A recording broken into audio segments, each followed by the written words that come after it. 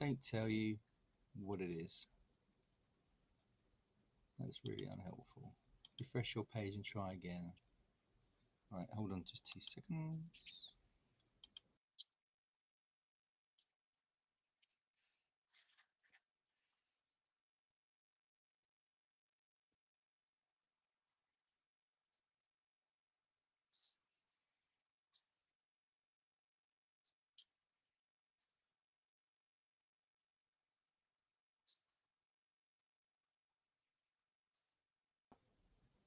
There we are. I can see you much better now, actually. Good. Good. It's just, I'm going to stop it very briefly, recording, and then we'll do it again. Because actually, hold on just 2 seconds. I want to do something. Let's look at that. Live. Come on, one. No, that's right. View your channel. Live. Upcoming. Right. For some reason, it's not kicking in. LinkedIn. Live.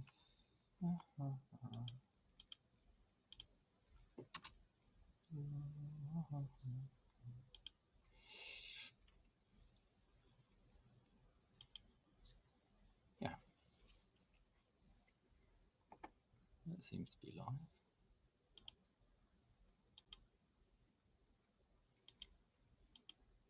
Why are you not live?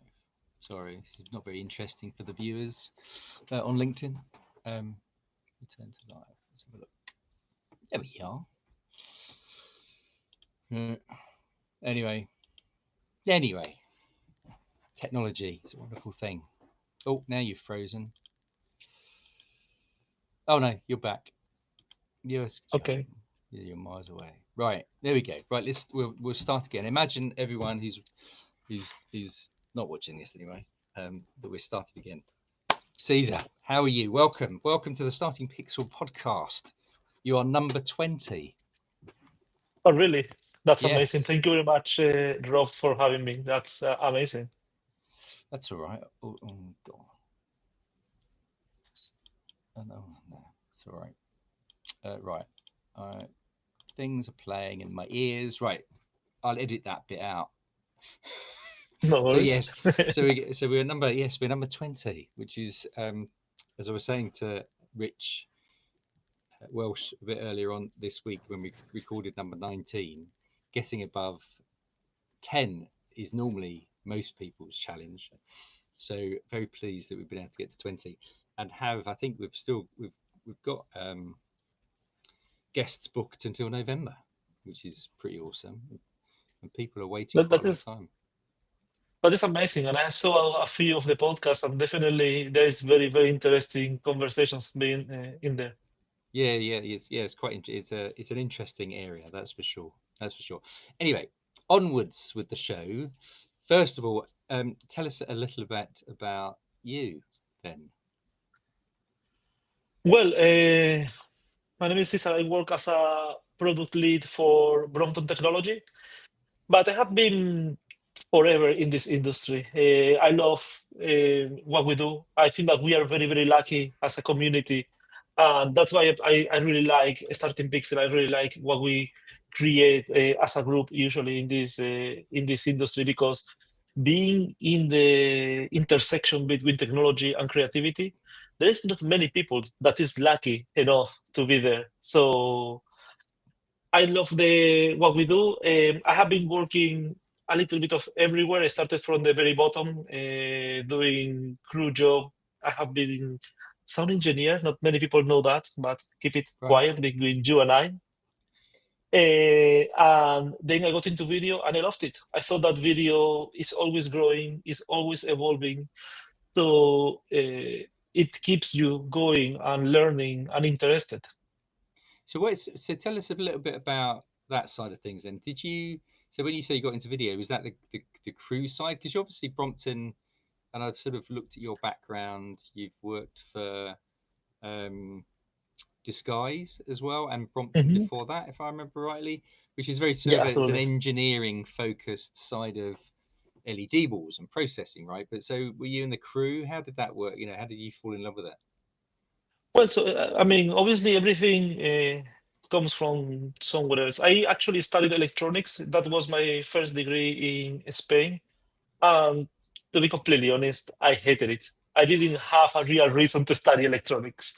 Um, I remember my last year project was to create the programming for a washing machine. So definitely not my highest motivation. Right, So when I finished with that, I went into sound engineering. I was passionate about working in a recording studio. But I mean, for anyone that is listening and that is starting and that is passionate, sometimes when you achieve your dream of when you are 15 years old, it turns out to be the most boring job in the world. And that's what happened to me. And I felt a bit confused. And I was in London. For me, to get in London, to get into the industry, I didn't know anyone. I came alone. I didn't have any English. So I had to work from the very bottom. And that's why I did a lot of crew job. I wanted to do something that was related right, with the industry, with the music. And so I started doing crew job. Obviously, the UK is an incredible place to talk about live events. Live events are massive. But where the real money is in all these industries, and for all the freelancers in there, they all know that, is in corporate jobs. right. So doing corporate, I was doing both sound, and because they want to save a little bit of money, you do a little bit of video as well. For the smaller jobs, they will get one person doing both things. So I started doing both things. And after a few years, this is when I got into Brompton. So I started in I Brompton. I was a, yeah, sorry, go ahead. So that's sorry. So when you were sort of talking about it, you're sort of, and correct me if I'm wrong, you're thinking about that sort of corporate events. Is that right? So you're Hmm. crewing corporate events, and you're making sure you're one of those, you were one of those people sitting at the back, making sure Yeah, all the exactly. microphones are working and actually someone's pushed the record Exactly. button. Yeah, gotcha, So many gotcha. lapels, so many lapels. So Yes. yeah, been there. um, and that's the thing. I mean, and this is how I got a little bit into video, but it was very, very basic, like really nothing that interesting, a bit of projection. But then I got into Brompton. And to be completely honest, when I started in Brompton, I had no idea of what LED processing was. But I knew that there was a technology that seemed very interesting. And that's when I got into video. I realized that, so I ended up working for Brompton, and I realized that video had so much potential. Everything is growing. There is so many new applications happening to LEDs. And after a few years, this guy was coming up, and he was the coolest kid in the building. And I thought, like, wow, I want to do that. I want to learn about media servers. So I was very, very lucky to get to work in these guys, and that was, I mean, it was a roller coaster. So was So many things. so when you were at the first time you were at Brompton, so was a lot of that to do with the use of video walls at corporate events, so that you're No, the playing first time I videos? was no, the first time I was in Brompton, actually, it was technical support. Brompton is a manufacturer, right? Got So you. it Okay, was very much of the machines that are being developed and it's supporting broken. our customers. It's broken. What do I do? Sorry? It is people were you phoning. They were phoning you up and say it's all gone horribly wrong. What do I do? Is it that, or have you lost me? No, I can hear you actually. Oh, good. So But when you're in technical support, was it just people phoning you up and sort of having difficulties with their technology? yes, yeah, exactly. Sorry, yes, absolutely. So that was exactly it. Sorry, I misunderstood your That's question. all right. So it was definitely that. It was the machine is broken, or Got you. not even that. It wasn't that much about broken, or I don't know how to do this thing, and I don't know. Right. It was as a freelance, being in the other side, helping other freelance that are panicking, because their Right. show is going wrong, was Yeah. actually quite rewarding. Yeah. Being I able bet. to help these people. Yes, exactly. Got you. So Nice. but but then I went to these guys. I was doing the same technical support, but this guys is obviously a company that tackles many industries at the same time. And for better or for worse, after half a year to a year, uh, I moved to Hong Kong to help the teams in APAC, but COVID happened. And as we all know, it was a very interesting time. And that changed, for me, that changed everything. Suddenly, you have virtual production exploding everywhere. So many new technologies coming into the world of media servers. Suddenly, there is a media server that is receiving information from cameras, is receiving information from trackers, is receiving information from everywhere. And and that's how I got very much into the world of virtual production. It So when was so did you have any before that happened? Uh, yeah. did you have much visibility of the use of people using LED processing and the walls themselves for filmmaking, or was it? So I remember, I mean, before these guys, I did have some visibility of projects like The Mandalorian. When I was Right, still in Brompton, the Mandalorian was starting to happen. But it was something so niche, so strange that a few people was doing in a studio in Hollywood. Um, and actually, when I started in these guys, they were developing the whole XR technology. And I'm going to be completely honest with you. And if someone from these guys hears me, is the first time that I actually talk about this. The first time I saw it, I thought like nobody's ever going to buy this. It no, does not look good, right, right? I thought like this is so behind that it's gonna take forever to properly develop it. right, But you know, things but changed very right, quickly. right. So there's nothing like a pandemic to speed things up, right? Yes, Right. exactly, It's amazing exactly. what, yeah, how, yeah, the when necessity bites, I guess, is that's when lots and lots of, yeah, as you say, sort of engineers and technologists all sort of came together, kind of thing. It was mad times. Yes, absolutely. I mean, and there was for me, I mean, I understand there was a lot of complications for many freelancers. People was suffering with their jobs and all that. But at the same time, there was an amazing community of people working together and pushing and working really hard to do a technology that was back then very difficult. Still is not extremely easy, but the tools have been developed to make it a little bit more, a little bit easier. But it was an amazing time. Yeah, it was a hack, wasn't it? Really, I mean, it literally was. Initially was a hack, definitely. How can we make a tracker change the point of view of a camera and let's use LEDs for this? Cameras and LEDs never really worked together very well, Right. but how can we synchronize them together? All these kind of things were a big part of it.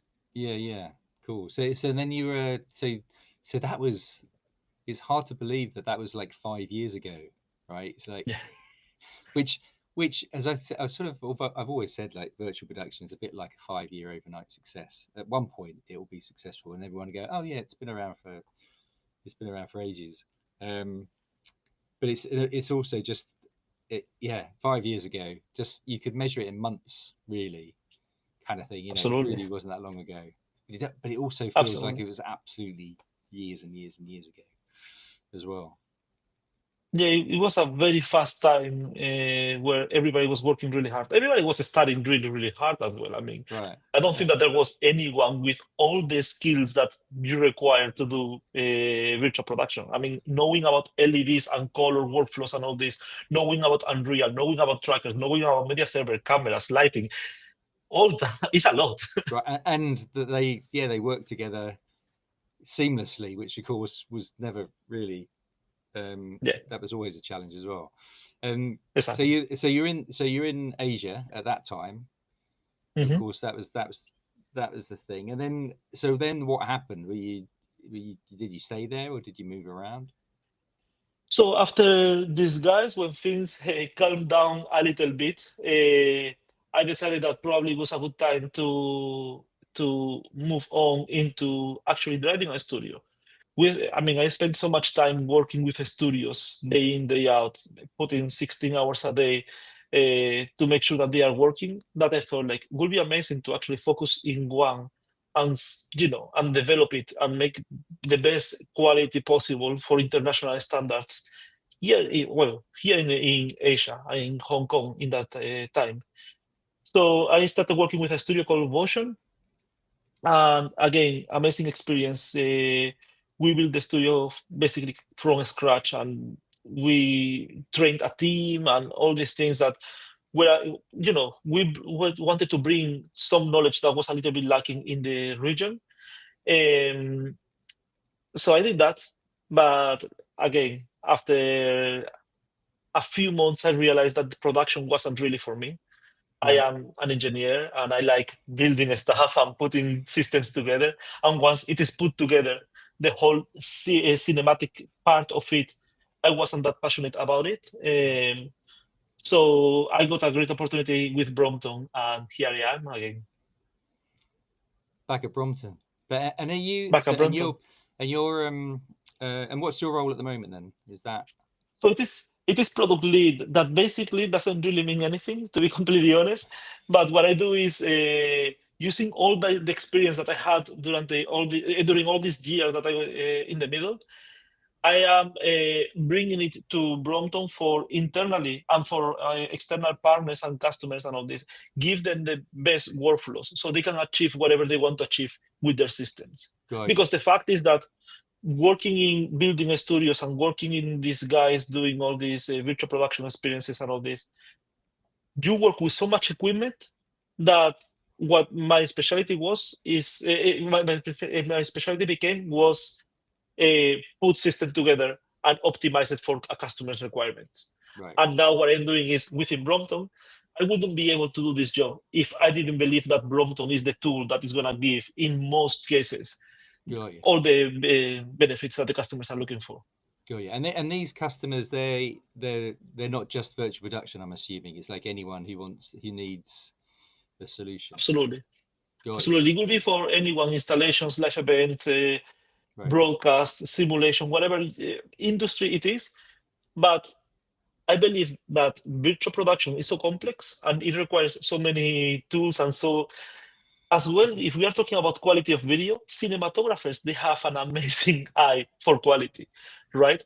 So it is very difficult to find someone else in a different industry that is going to require something higher in terms of quality of video. So that gives me the tools to actually, work with all these people. Yeah, yeah, and yeah, which is a great position to be for sure. Yeah. So that's really cool. So we and I think I think we can. I mean, we've sort of connected 8 years ago now. Actually, I think it Mhm. is. I can't remember how, but anyway. But Time flies. but yeah, no. Then there was a conversation I think on the WhatsApp group about sync and GenLock, which is Yeah. probably the bane of most people's lives, kind of thing. And it's the one. And actually, I'm going to let you explain it, and I'm going to play it back to you. So I'm going to be the voice of the non-technical person. Mhm. So what we thought we'd talk about on this podcast anyway is just your experience across your career. So not just working for Brompton at Disguise and your other experiences as well.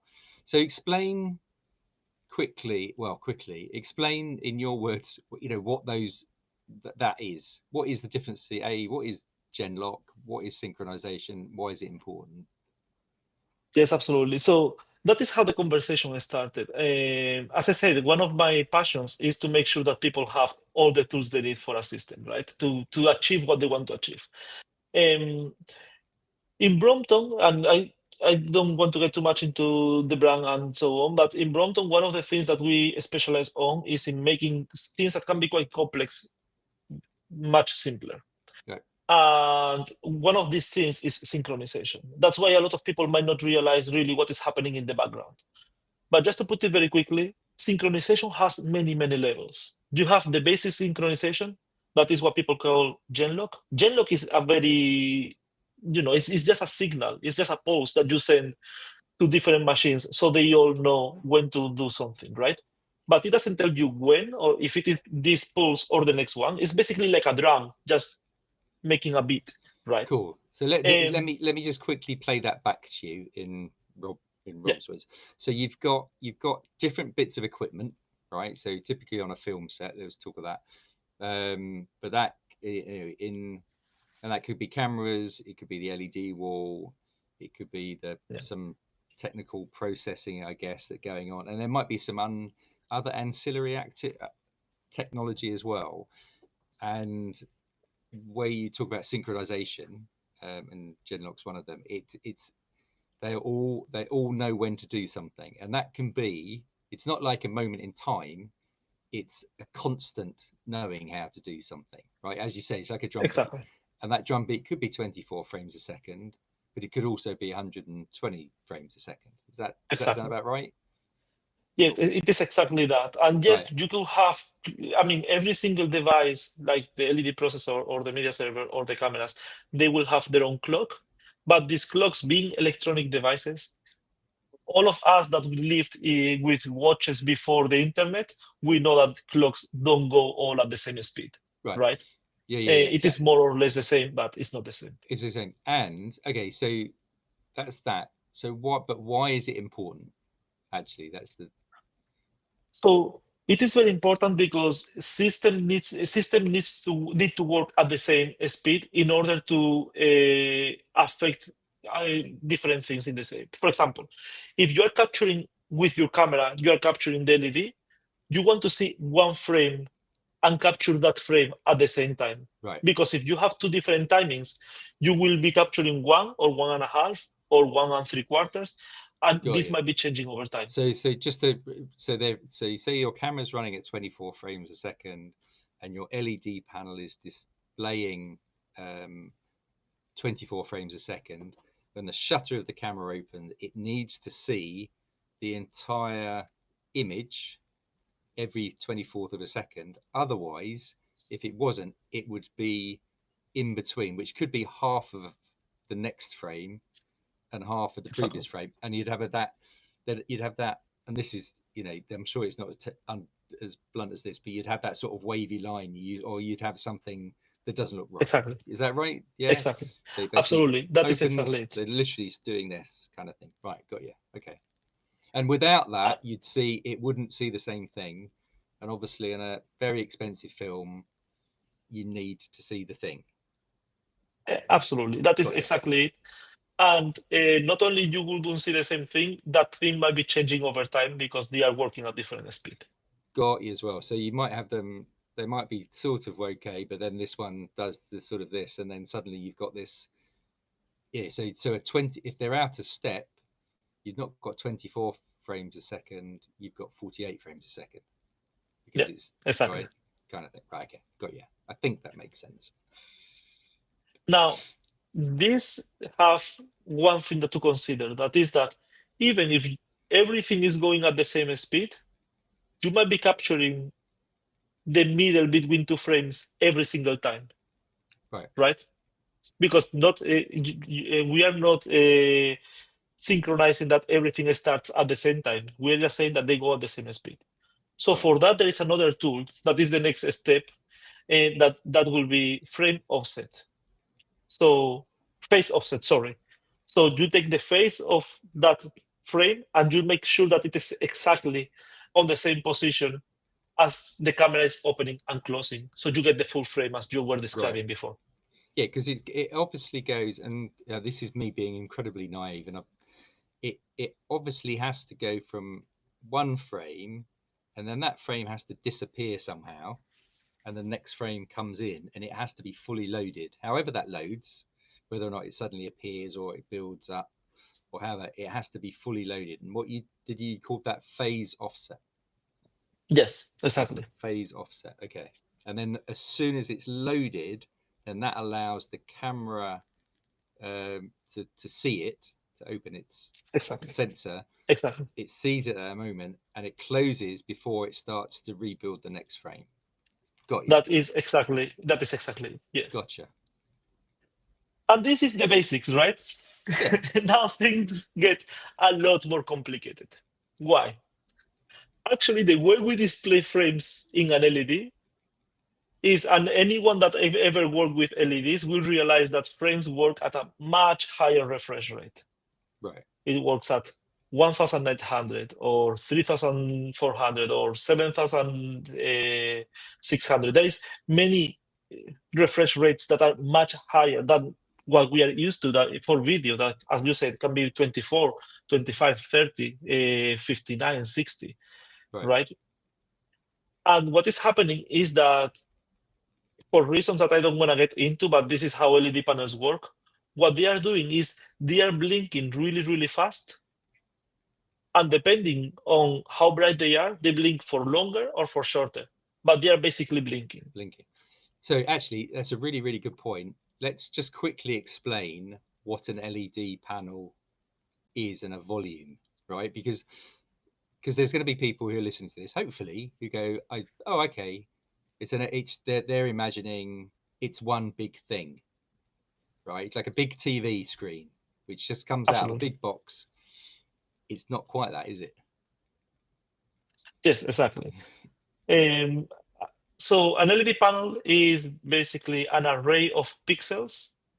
So very little small lights that will be able to represent many colors, Yep. because, well, they can represent many colors, but you have them in an array depending on the pixel pitch, depending on the size of the panel, etc.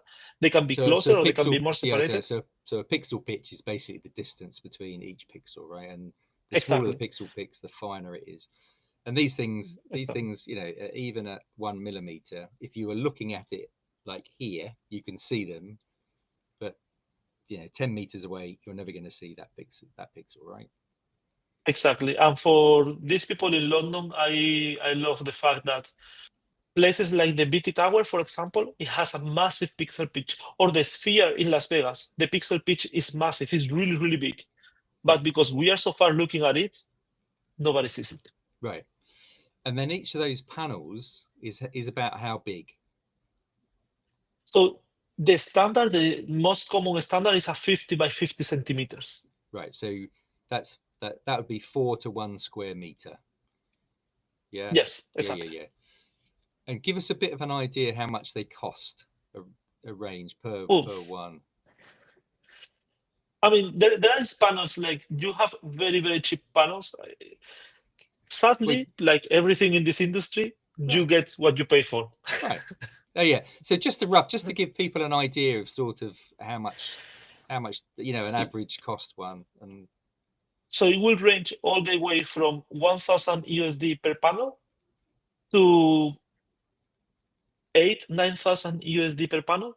Per panel. So And then you have a complete range. I'm going to say that out loud. So that's $1,000 per panel, and you need 4 per meter. So that's £4,000 per square meter, which is about the size of a very large TV screen. Yeah. So that's that's the sort of lower end. And you said about £8,000 a panel. So that's 16. So that's $32,000. Sorry, for something the size of a very large television that you could buy from your local electronics. Yeah. So that's just okay. And people build very, very large TVs. Right. And they build very, very large TVs, right? If anyone's been to a live event like Adele or the Rolling Stones or somewhere like that, or Rolling Stones, or anything like that, they are very, very large TVs. Yeah, cool. Okay. Exactly. Yeah. Cool. So, and then, as I was saying, the reason why the prices go like this, because it's not a cheap device. It is mainly because they have an incredible amount of technology and components inside. It is a lot of pixels that have to be driven by many, many drivers, driver ICs. So that's why the prices go like this. Yeah. So just because I'm a geek, right? So on a single panel, what's the sort of average pixel pictures that's used these days? It depends on how big it is, but I mean, it's a very interesting industry, as I said. I mean, a few years ago, I remember when I started in Brompton, 3 point something was a crazy fine pixel pitch. And that was by the end of it, by 2019. Then we got into the 2 point somethings. So the 2020s, the beginning of the 2020s was 2 point something, and now it's very common to see a 1.5 type of 1.5. panel. So if we said 2 millimeters as an, just as a thing in the air, so 2 millimeters across a 500 millimeter panel, that's 250 LEDs wide by 250. 250 squared is a lot. 250 squared is going to be like 62,000. 62,000 just for one panel, right? And Yes. that's why they're expensive. And that's just one. There's only 4 of, and then you times that by 4 to just get the meter. How many in a meter? So that's 62. That's 60. I don't know. That's a lot. And then It's suddenly, 240, 250. yeah. And then that's just 1 square meter. And then That's yeah. so And this is we're just the talking, pixels. yeah, we're talking millions of pixels on a, I guess, Absolutely. on a standard LED volume you'd use for starting for virtual production. But then, and they've all got to blink at the same time, right? And that's your point, this dumbing it down, they all have to blink at the same time. And that is the problem. They don't blink at the same time. Right. So a big part of it is that, and this is where the whole synchronization thing happened. Anyone that ever bought a panel, they heard the term scan multiplexing. Right. Basically, what you do is, because if you have 62,000 pixels in one panel and you want to drive them all at the same time, you have to put 62,000 IC drivers in the same panel. There is the problem with this. IC drivers are expensive, or much more expensive, and you don't have a space in a board to put 62,000 of them. Right. So you said an IC driver. Yeah. Yeah. Okay. So that's the thing that makes the light blink, I'm assuming. Exactly. Right? That is controlling the lights. Yes. So that's controlling the lights. Right. Okay. And this is where we get to the 8-to-1 or 6-to-1 or 12-to-1, 16-to-1. And 16-to-1 was quite common a few years ago. The only thing the thing that is improving is not only the pixel pitch. The amount of drivers that you put is increasing, so you can have less pixels per driver, so it gives you better results. Right. Because they blink at a more similar time. If you have 32 pixels or 32 lines of LEDs being driven by one IC driver, it will take longer to go back to the first line, right? Okay. Well, if that IC driver is driving 8 lines, it will be much faster. Got you. So let me play that back to you. So we've got a panel that's 500 millimeters by 500 millimeters. They've got 250 lines. Just let's use the 2 millimeter pixel pick. So 250 lines, and you need a driver to drive a set number of those lines. And it does that driver does those, say 10. We say 10. It's responsible for doing those top 10, and then there's another driver for each of those, and it takes time, right? When that driver, because it has to sort of try and control them. And what you're saying is that now there's more and more driver, or there's less lines per driver, so that's getting smaller. So that's more efficient, that's faster, doesn't have to do so much work. But obviously, then you've got a lot of drivers because you segment that down. And then as the pixel pitch goes from, say, it was 4 millimeters last year, that's twice as many lines. You need twice as many drivers in that as well. And of course, then there's power and there's control and all that kind of stuff. Okay, I got you. Exactly. Got you. Okay. Exactly. So basically, this is what we are synchronizing, right? And this is where the synchronization continues. All these actually have a meaning. Okay, guys, I'm sorry for the diversion into a very technical part of panels. No, it's cool. But we have to understand a little bit in order to know why things happen in the camera. Yeah, no, absolutely no. Yeah, so we've got all of that going on in the LED walls, and then we won't even talk about color actually, because we can talk about that another day. Yeah, I mean, there's many things. There's many things. Okay, so that's sort of an explanation of the panel. Brilliant. Okay, carry on. And then we have that, right? So we have pixels that are blinking, and what we are actually synchronizing so far is just frames. Now, because as I said, there are different lines that are being refreshed at different times. If you imagine that you open your shutter, let's forget about the synchronization of the frame. Let's just think about lines being refreshed, right? Yeah. But if you open your shutter and you close it, and the top 4 lines have been refreshed or have been captured by the shutter more times than the bottom 4 lines, and this keeps repeating, suddenly, because the top ones have been captured more times, will look brighter in camera. And this is where all this horizontal banding starts appearing.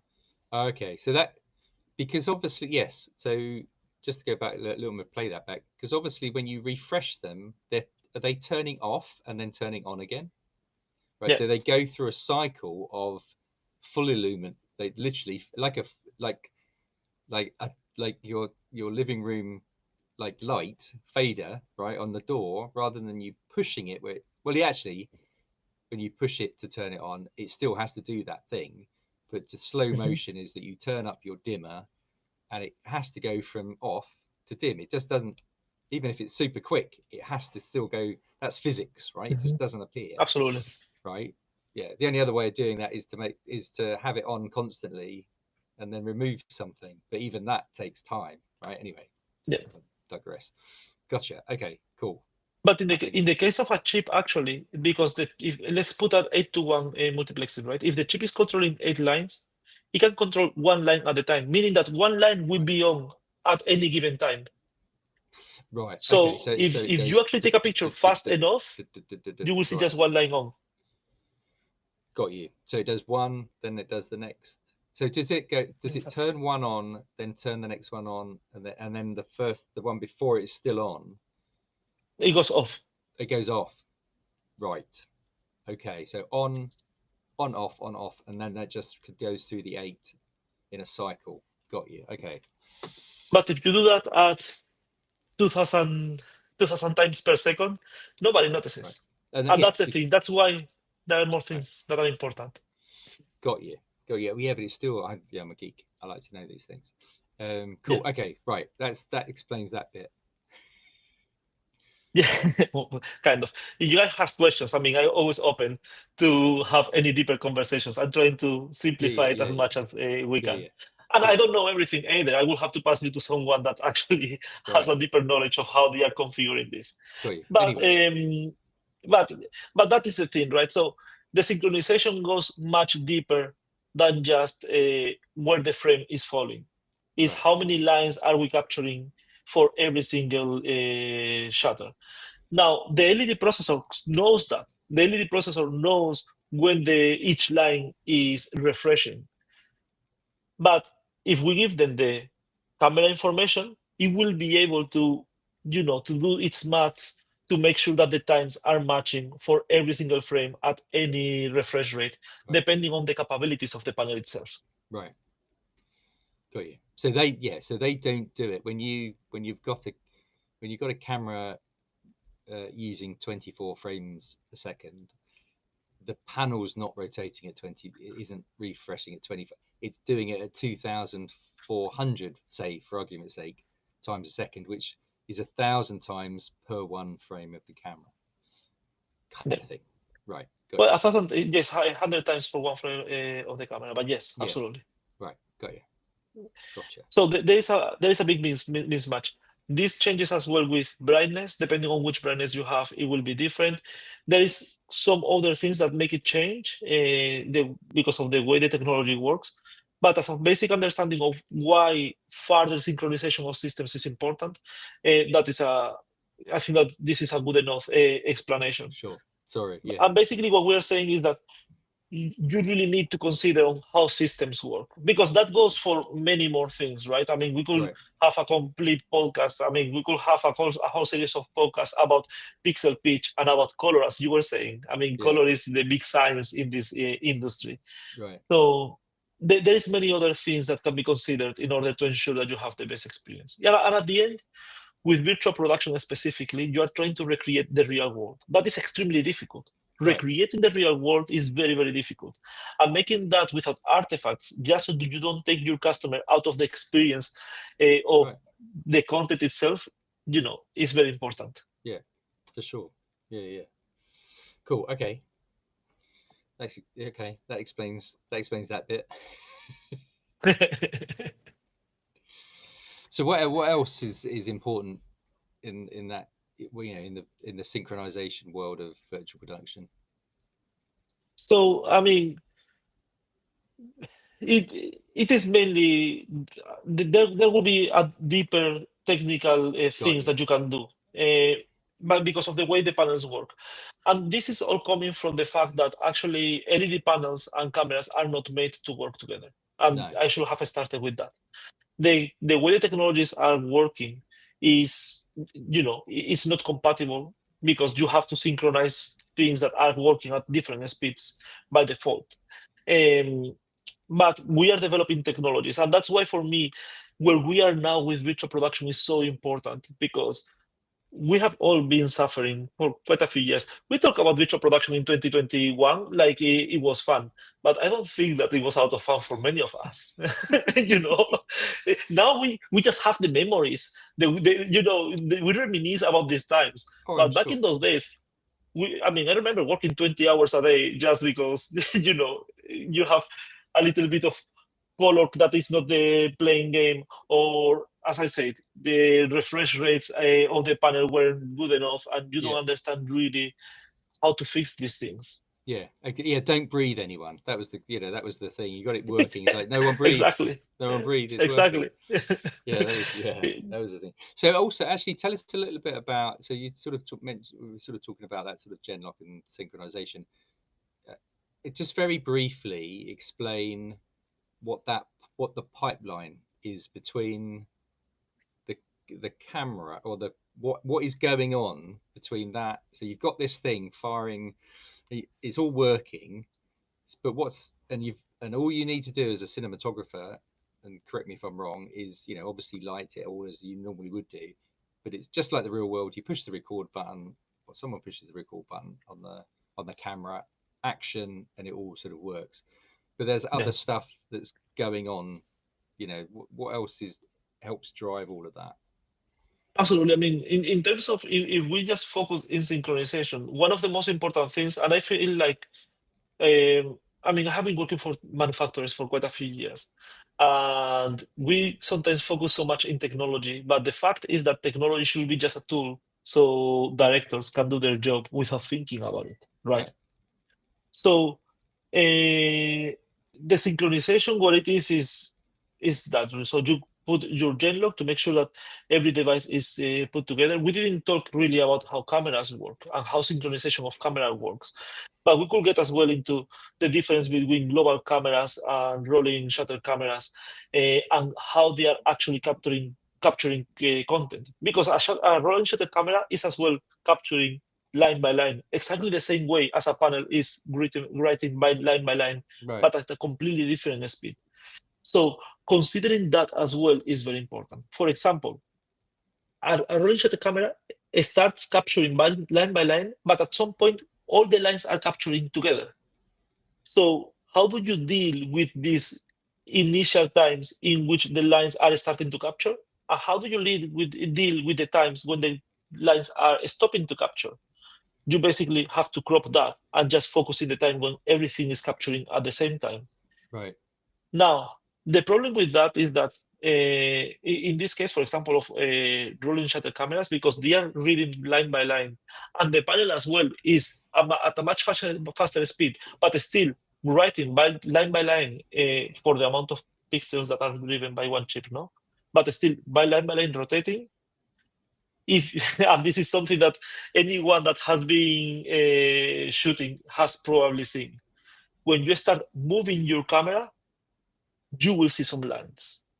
Right. And there is nothing at all that anyone can do about it, because it is impossible to tell the camera where the panel is, what is the state of the pixels of the panel in that Right. position.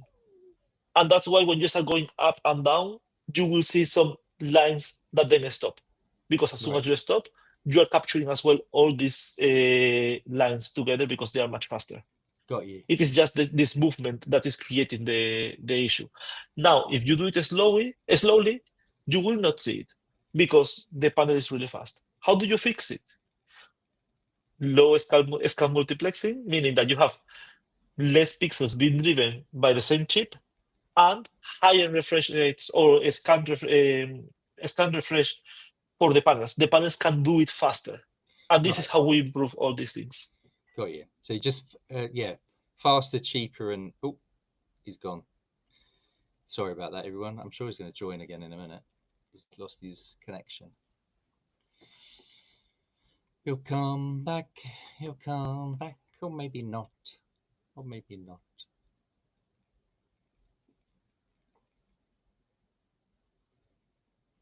I will just entertain you by telling you that next week we've got Byro from a studio in Brighton in the UK coming into our new Soho-based podcast studio to film in. So that's going to be cool. We're going to just talk about actually his experience of setting up a virtual production studio from not really being too involved in the process of or the film world actually, which would be quite exciting because he's an innovative guy. I can never say that word. But yes, so we're going to do that next week, and then we've got some. Who else we've got coming? I can't remember now. I think we've got Liv coming in again next week, maybe to do some testing, which would be fun. But yeah, and then we'll probably do a tour of the VPod studio at some point, where we're using some of the technologies that I'd learned over the last 5 years in order to be able to influence other types of content creation, because that sort of the medium is growing rapidly. That's for sure. Right, I am thinking that we might have lost him for good because he's not coming back in. And the thing is, if this system's kicked him out, he says,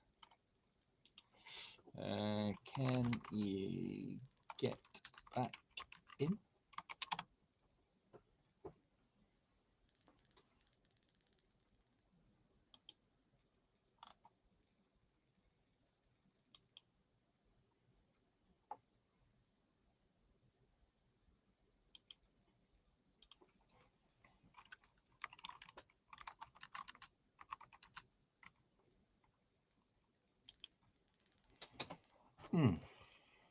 So I've got him on WhatsApp, but I've not got him in here.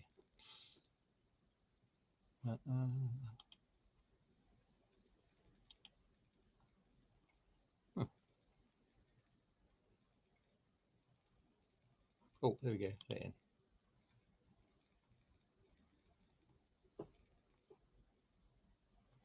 There he is. I'm sorry about that. I don't know why it stopped You're in suddenly. China. I was thinking about this earlier on, actually. In my lifetime, I've seen a lot of things, and I'm quite old.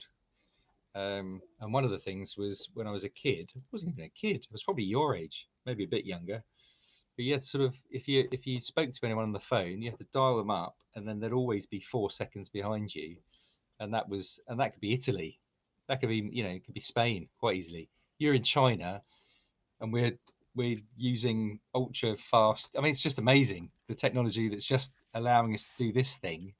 Is Yeah. the engineering feat that they've sort of been able to do. So you know what? Sometimes it breaks, and that's just I'm the way sorry it about works. that. And it's just the And way. actually, before when you asked me about the support thing, I'm Yeah. gonna put it now. I thought that you were asking me if the whole system was broken because you froze. Oh, So, really? Oh, okay. so I thought like you were saying like, oh, it broke, but you were actually just representing the people that was calling me. Yeah, So yeah. I was like, oh, wait a second, did it break? Okay, sorry about that. All right. Well, we've got a few minutes left before because I can talk about this stuff for hours and hours, but I don't think anyone else can listen to us. The two people talking, Yeah. so we might have to have a part two, which would be great actually. But yeah, so in the last couple of minutes, maybe. So what are you up to at the moment? What's going on in your world? Yeah, absolutely. So, well, now we are here back in APAC, Yeah, working. The thing is that, again, I love this industry, and one of the things that I love the most is developing territories. right, Um, while in the US, in the UK, there is so many people that know what they are doing and they want to push and they want to grow. The amount of help that you can offer in places where, for example, Brompton, we ourselves, we didn't really get into China and into APAC as strongly as we could have. brilliant, And that's what I'm doing here. I'm making sure that with all the experience that we gained worldwide, doing some of the biggest projects, we can bring it in here and try to do exactly the same with the local teams. brilliant. Sounds really, really cool. I'm quite jealous. Quite jealous. I never really travelled with work. I travelled. I got on planes, but I never lived in other places. So I'm If you quite ever want to jealous. come to Taipei, you are absolutely welcome. Absolutely. I just need someone to pay for it at some point. Yeah. Cesar, it's been a pleasure, and we'll carry on our conversation at a later date on part two. I'm absolutely sure. I'm sure there's lots of other things that are coming up. I'll put your contact details in the recording as well, so if people want to reach out to you and ask you way more technical questions that definitely I can answer. If you can't answer them, I'm sure someone can at all. Yes, absolutely. All No, right, and man. this is the most important thing for me. I mean, I'm always happy for anyone that is listening to give more information. This is actually my job. I Yeah, am lucky brilliant. enough that my job is sharing Helping information. fab, So right? And you love it, and that's great. I love it. Absolutely. Great. That's all you need in a job. Goodbye, my Yeah. friend. Hopefully, we'll see you soon. Maybe IBC, something like that, when you're around next. But NAB, something like that next year, or starting Pixel Uh, Live. Then maybe that'd be great if you're back for that. That'd be amazing. Absolutely. I saw actually that it's coming through, so it would be great to meet you there. But if not, I'm sure that we will catch up in one of the trade shows. Yeah, I'm sure. All right. You And take care, thank you man. very much. Congratulations for the podcast. I think that it is amazing. I think that Oh, this is thank you. I great. appreciate that. I So appreciate that. Cheers. thank you very much. Cheers. Bye. Thank you. Bye bye.